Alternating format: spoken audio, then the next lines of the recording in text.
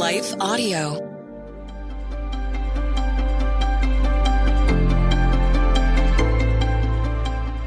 Welcome to the Crosswalk Devotional. We are so glad to have you listening. I'm Michelle Zurich. Today's topic is Mastered by Nothing. We'll be back after a word from our sponsor.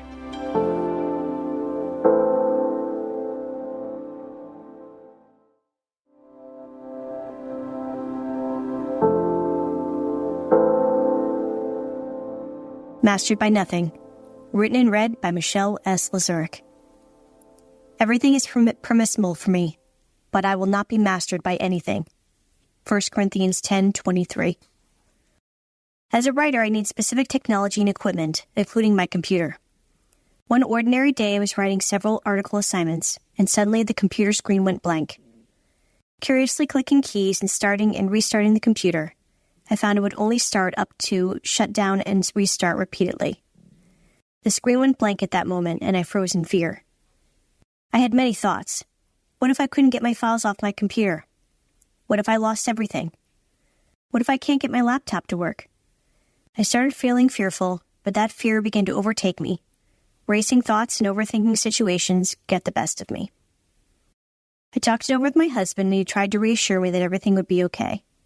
He took the computer to the store, hoping to restore the files off my laptop. I had an extraordinary amount of peace. I had peace because even though I felt fear over what I had lost, I didn't want the fear to overtake me. This feeling of peace was not unusual for me. As someone who struggles with anxiety, I had every reason to be fearful. I was in the middle of a project when the computer screen went blank. I wondered if my computer had backed up all my files. Without it, I would have lost 2 years' worth of articles, book proposals, and other important documents that I could never recover.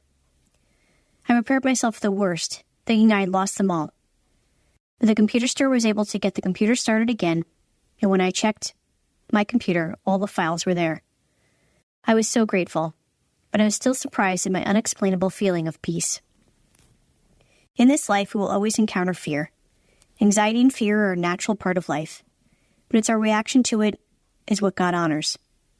Even when I feel anxious, I don't have to give in to that fear. I can do what I can to face my fears and experience life despite my fears.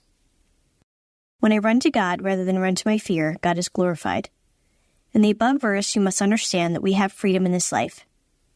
We can do what we want because of Jesus' death on the cross. However, we don't want anything to overtake us in this life so much that we cannot worship God. Anything that takes over our thoughts, feelings, and actions more than it should become an idol in our lives. This verse refers to gluttony and sexual morality. We don't want to indulge in any sinful behavior that may overtake us in the end. For example, we can certainly eat and enjoy our food. In the same way, within the proper context, sex is made to be enjoyed.